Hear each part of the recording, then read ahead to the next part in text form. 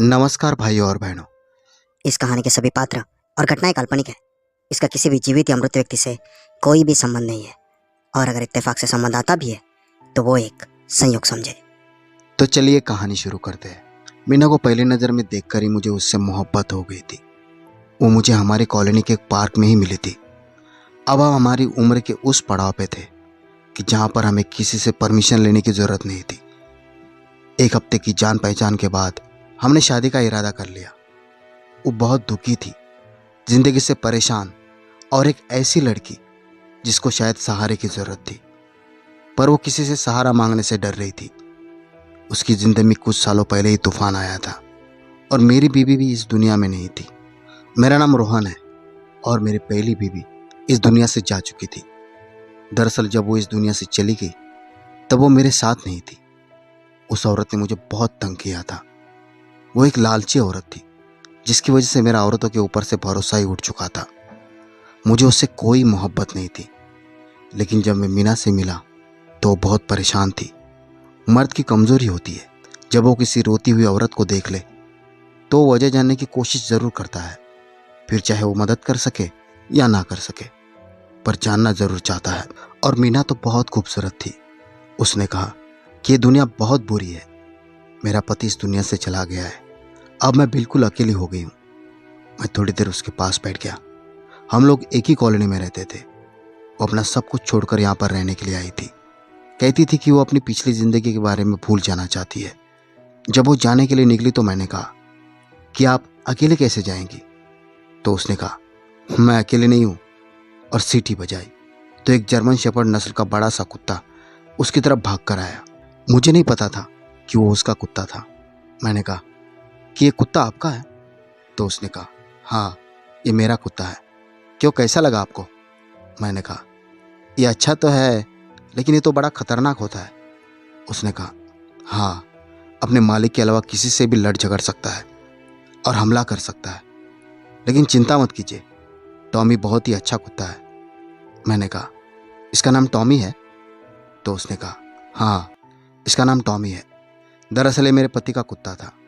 मुझे तो कुत्तों से बहुत ज़्यादा डर लगता था, लेकिन जब मैं उसकी ज़िंदगी में आई तो फिर मुझे भी उससे मोहब्बत हो गई। अब ये समझ लीजिए कि ये मेरे पति की आखिरी निशानी है, इसलिए ये हमारे साथ ही रहता है। मुझे भी हमेशा से कुत्ता पालने का शौक था, लेकिन कभी भी नस्ली कुत्ता खरीद नहीं पाया था। और जर्मन शेफर्ड तो 3-3.5 लाख का कुत्ता था। अगर जवान हो तो और भी महंगा होता है। मैंने उसके सिर पर हाथ लगाने की कोशिश की तो मुझे मीना ने कहा अभी नहीं, अभी आपकी और उसकी इतनी दोस्ती नहीं हुई है, पर यह आजकल बहुत परेशान है, उदास रहता है, अपने मालिक के जाने के बाद खामोश सा हो गया है। मैं इसलिए इसको पार्क में लेकर आती हूँ ताकि इसका दिल बहल जाए। मुझे उसकी बातें बहुत अजीब लगी। शायद वो ज़रूरत से ज़्यादा उत्साही औरत थी।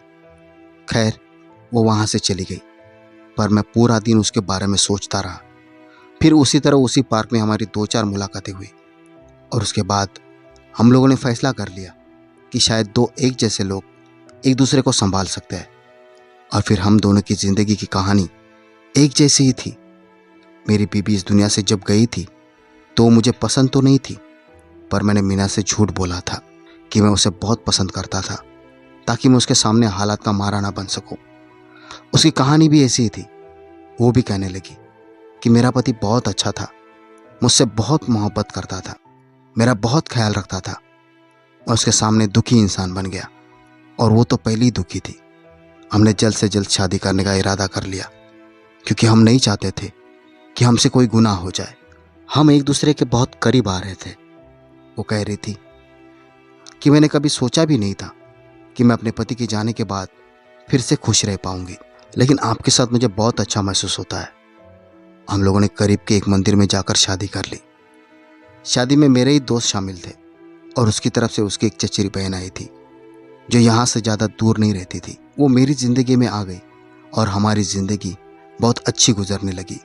वो कहने लगी कि मैंने कभी सोचा भी नहीं था कि मुझे फिर से एक अच्छा हमसफ़र मिल जाएगा। मेरी किस्मत शायद बहुत ही अच्छी है।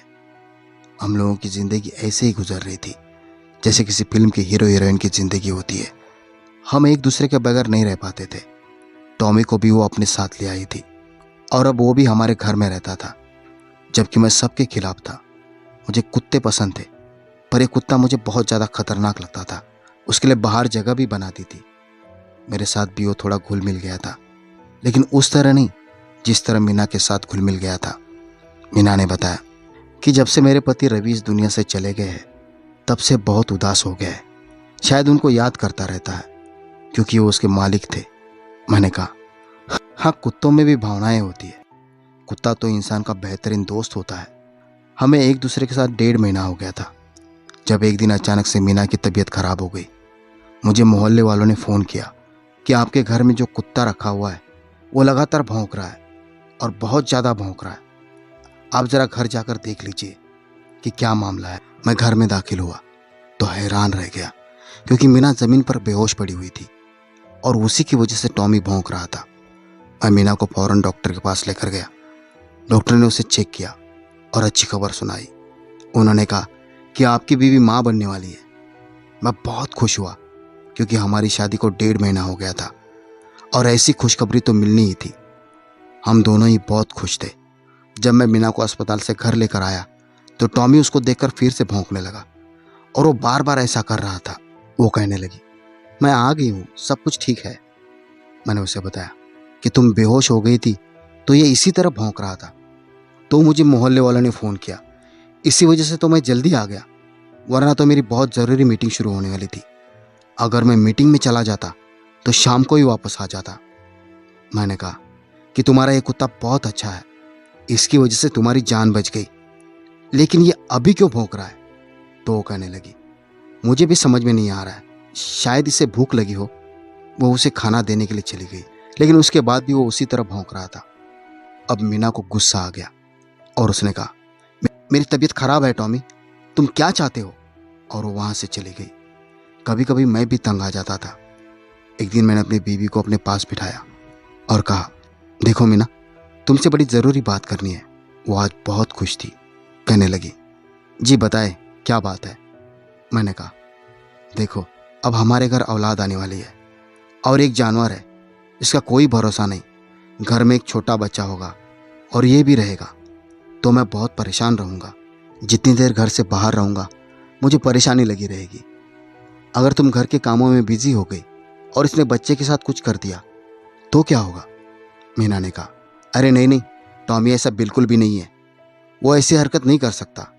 हमारे घर में रहने के लिए कुछ मेहमान आए थे, उनके भी 2 बच्चे थे। वो हमारे घर में 1 महीने तक रहे थे। इसने उनके साथ कुछ भी नहीं किया था।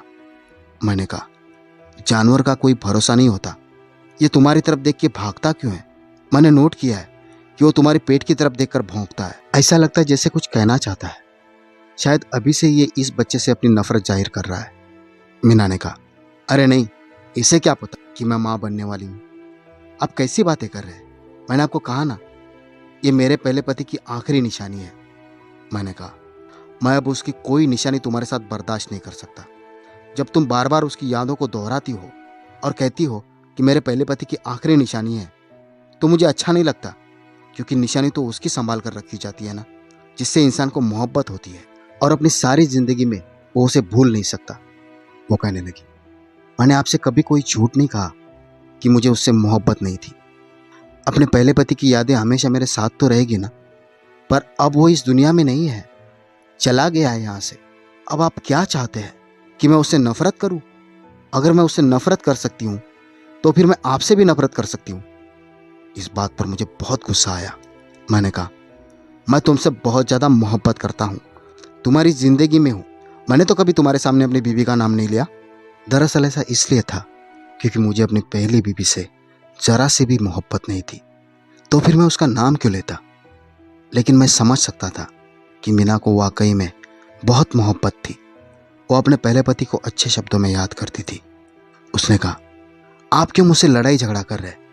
मैंने कहा, मुझे ना तो कोई लड़ाई करनी है और ना ही झगड़ा, बस तुम इस कुत्ते को इस घर से निकाल दो। तो वो कहने लगी, ऐसा नहीं होगा, मैं इसे नहीं निकाल सकती हूँ, और मैं इसे कहाँ भेज दूँ? हम इसे जहाँ भी छोड़ेंगे ये वापस आ जाएगा, और फिर ये कोई आम कुत्ता नहीं है, 3-4 लाख का कुत्ता है। अगर किसी ने इसे पकड़ लिया तो वापस नहीं करेगा। मैंने कहा, फिर इसको बेच देते। तो इस बात पर मीना का दिल बहुत दुख गया। उसने कहा, नहीं, पहले ही वो बेचारा उदास है क्योंकि उसका मालिक इस दुनिया से चला गया है।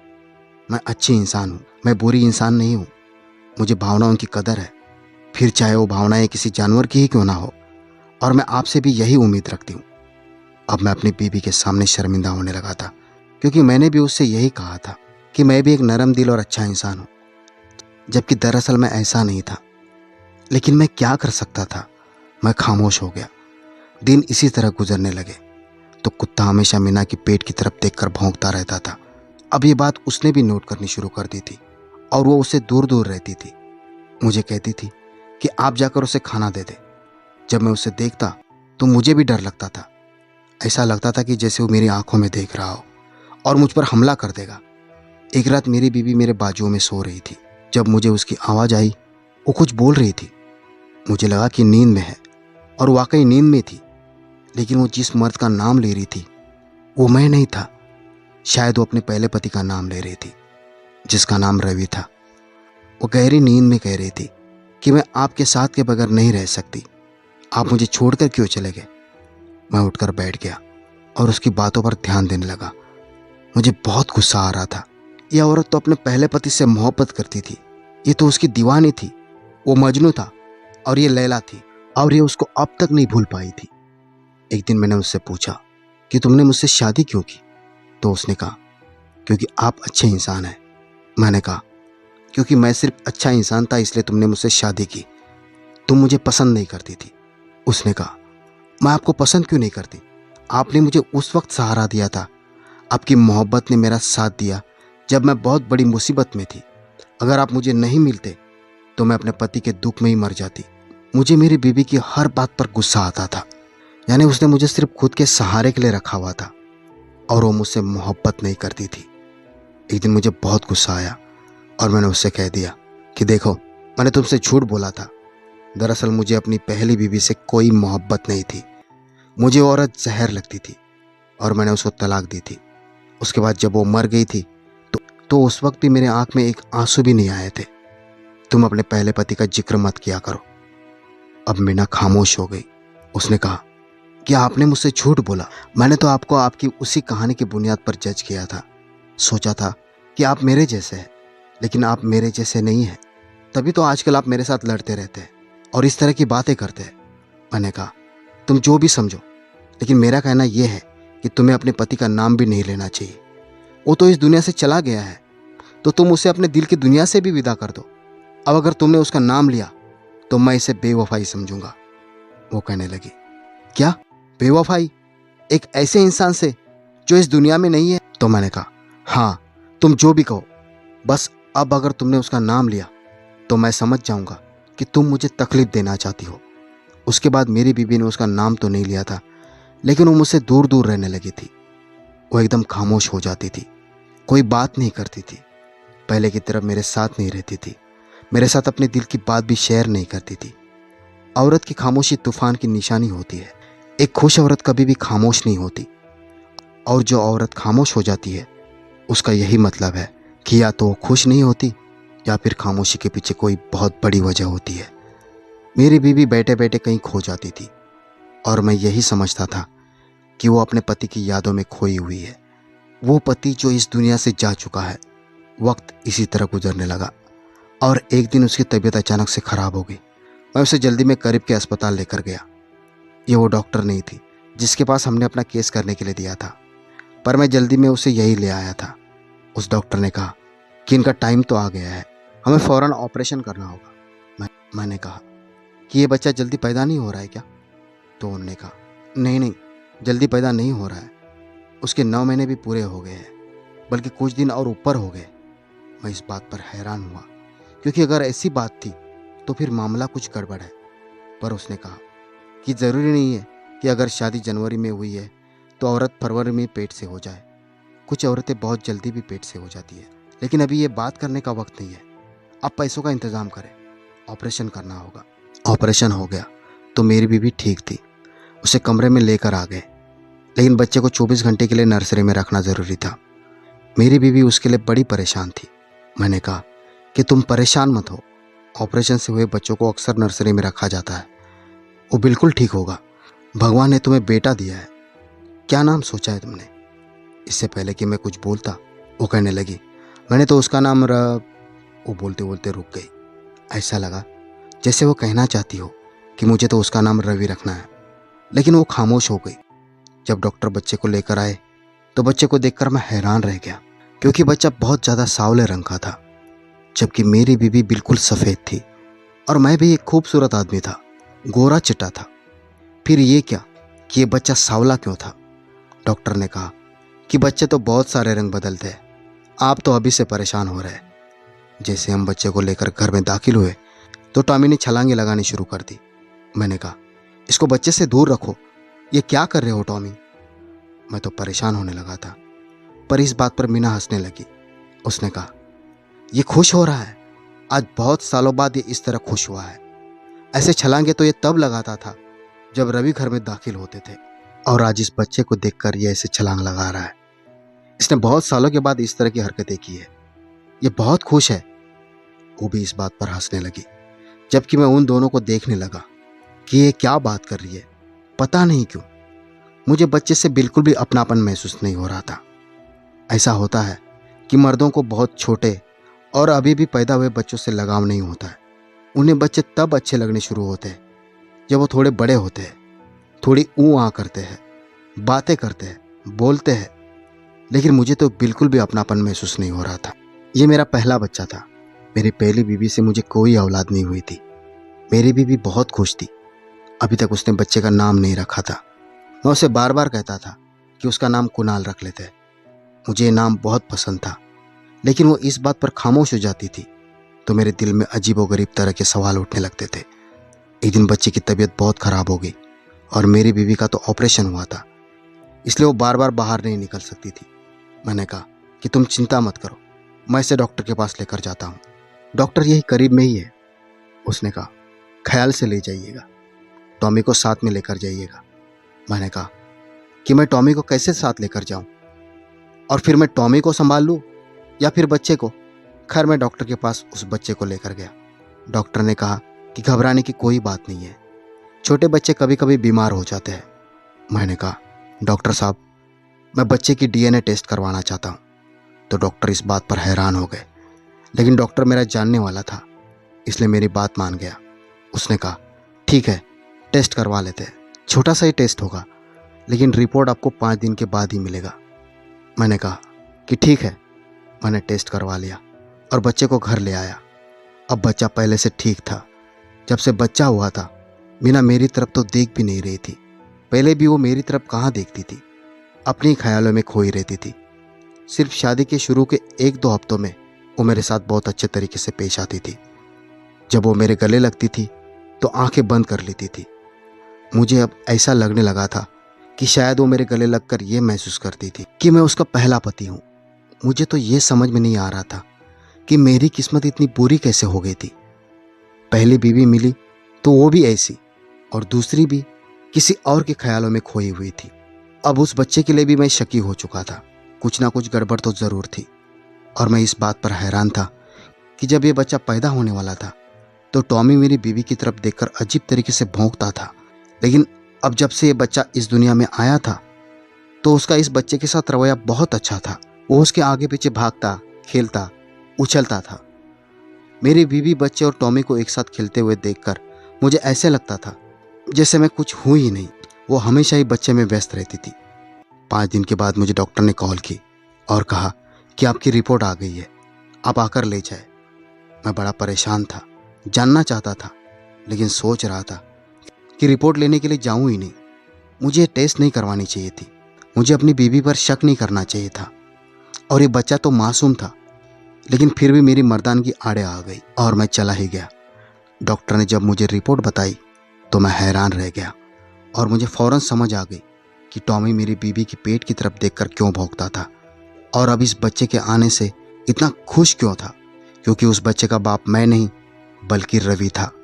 जब वो इस दुनिया से गया तो मेरी बीवी माँ बनने वाली थी, लेकिन शायद उसको खुद इस बात का पता नहीं था। और मैं कैसे भूल सकता हूँ कि उसके पति के इस दुनिया के जाने के कुछ ही दिनों बाद मैंने अपनी बीवी से शादी कर ली थी। तभी तो वो कुत्ता भौंकता था, क्योंकि शायद उस कुत्ते को अंदाजा था कि मेरी बीवी का होने वाला बच्चा उसके मालिक की औलाद है।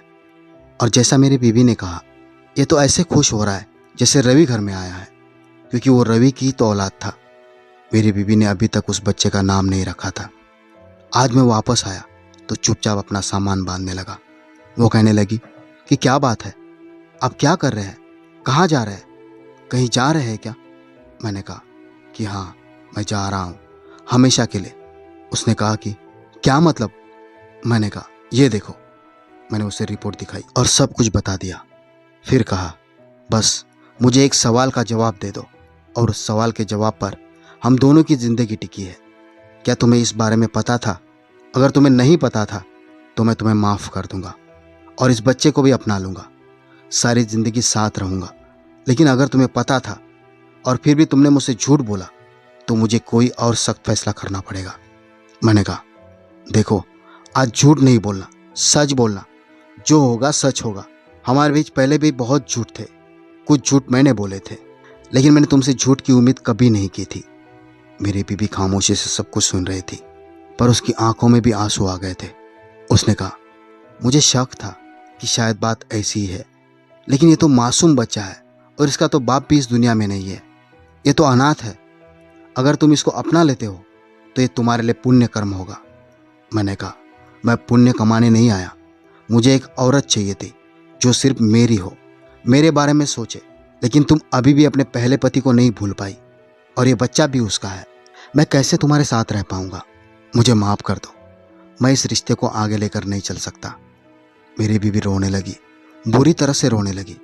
मैंने कहा वो जानवर था, एक कुत्ता था, उसको इस बात का अंदाज़ा हो गया था, लेकिन मैं बेवकूफ़ बन रहा था, आखिरी सांस तक बेवकूफ़ बना रहा। और अगर भी मैं ये टेस्ट नहीं करवाता तो शायद तुम मुझे सारी ज़िंदगी बेवकूफ़ ही बना कर ही रखती। क्या तुमने मुझे एक बेवकूफ़ आदमी समझा था? इस बात से मुझे ठेस पहुंची थी। मेरी बीवी रोने लगी, मेरे कदमों में बैठ गई। मैं भी रो रहा था, परेशान था, अपना सामान बांध के घर से निकल गया। और आज मुझे घर से दूर आए हुए 1 महीना हो गया है। मैं अपने एक दोस्त के घर में रह रहा हूँ। मेरी बीवी कैसे रह रही है, कैसे खर्चे पूरे कर रही है, मैंने उसको फ़ोन करके कुछ भी नहीं पूछा, उसकी तबीयत तक नहीं पूछी।